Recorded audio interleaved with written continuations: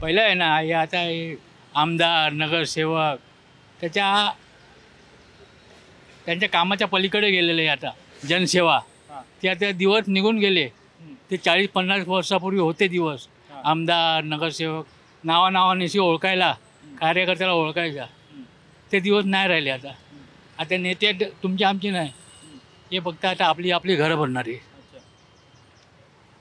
तिकडे तुम्ही दोन्ही ठाकरे बंधूंना पण धरतात आणि महायुतीला पण. सगळ्यांना. सगळ्यांना. कोण तुमची आमची नेते नाही आता. निवडणुकीबाबत काय वाटतं तुम्हाला की ठाकरे बंधू? मी तर कोणाला मत देतच नाही. आता नोटा चालू केल्या, त्यांना मत टाकतो. काय अशी परिस्थिती का ओढवली तुम्ही? का नोटाला का मत देतात? काय झालंय का? अहो, त्यांनी आपली घरं भरली. हां. मराठी करताना आपली घरं भरतात. हां. मग मराठी नेता असो, आता कुठच्याही पक्षाचा असो, तुमच्या आमच्या तर नेते राहिलं नाही. एक प्रश्न विचारतो मुद्द्याचा की एकीकडे तुम्ही म्हणतात की मी नोटाला मतदान करतो, म्हणजे हो, तुम्ही हो. मतदान करतात. हां, एक पर्याय ठेवला आम्हाला. तुम्ही जवळून बघताय हां. पर्याय म्हणून. हा आम्हाला पर्याय ठेवले आहेत. आपण म्हणतो ना की तुम्ही ज्यावेळेला पेपर वाचतात, बातम्या बघतात, काय वाटतं तुम्हाला की हे ठाकरे बंधू देऊ शकतात टप महायुतीला?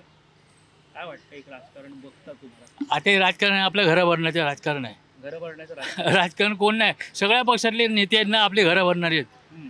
पोराला पुढे आण, याला पुढे आण, लेकीला पुढे आण, कोणी नेता नाही आपला. माझं सपोर्ट भरलं, माझ्या पोराला पुढे करा, त्याला नेता बनवा. मग काय वाटतं तुम्हाला ठाकरे बंधू टप्पाईट देऊ शकतात? या तिथे होते 50 पूर्व बाळासाहेब होते तेव्हा होते टप्पा देणारे. एका शब्दावरती होते आम्ही शिवसैनिक. बाळासाहेबांचे शब्द होता, हां. ते नाही आता दिवस ते गेले. ते दिवस गेले. गेले काय वाटतं बाळासाहेब होते तेव्हा काय होतं? मुंबईत कसं राज्य होतं? होतं नावाने चालायचं. त्यांच्या अगदी केंद्रीय नेते त्यांच्या घरी येऊन उठबस करायचे. आणि आताचे नेते तिकडे जातात आणि तिथे एक तास वेटिंग करतात. आपले मुख्यमंत्री, गृहमंत्री वेटिंग लिस्टमध्ये जातात तिथे बसायला. यांची किंमत आहे का त्या दिल्लीला? नाही किंमत.